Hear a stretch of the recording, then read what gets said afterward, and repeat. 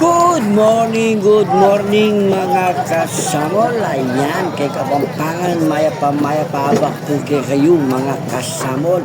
Welcome po dito sa Pasag, Minalin, Peaceport po. Ayan, napakarami po ng mga tilapia dito. Diyos ko po, Marimar.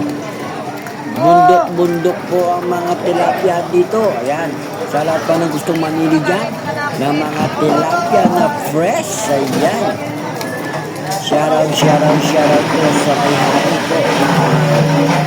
Punalagang mga tilapia.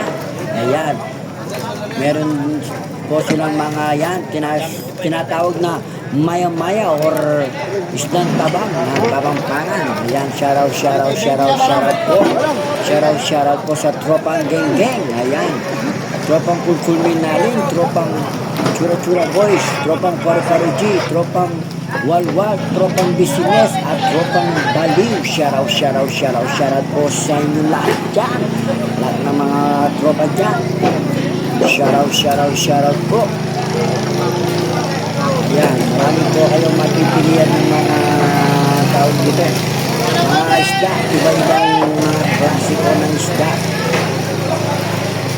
Kaya kung gusto nyo pong mamili ng fresh na isda, mga hipon, mga alimango, shoutout po sa inyo.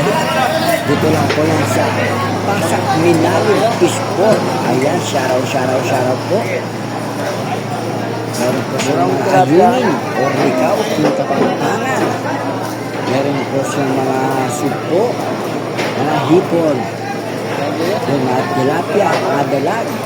Marami pong mga tilapia na napaka-presko. Bundok po ang mga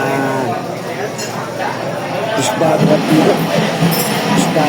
Kaya kasama po kayo dito. Diyos niya, masamula yan. Diyos ko po, napakalaki na tayo po.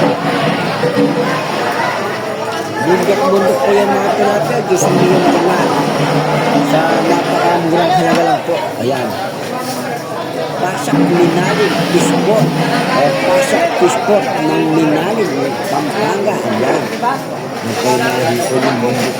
Diyos niya Marimar. Napakamura na po talaga ng mga tawag na mga hipon, mga isda. Napakamura. Diyos niya Marimar. Kaya sa lahat po na gustong pumunta dito ng yan, inuulit ko po, gustong bumili ng fresh na mga isda. Punta na po kayo dito sa Pasag, Minalin, Pampanga. Yan po yung mga ipon. Sobrang ako, gusto mo na naman. Malas ko pa sa paa ko.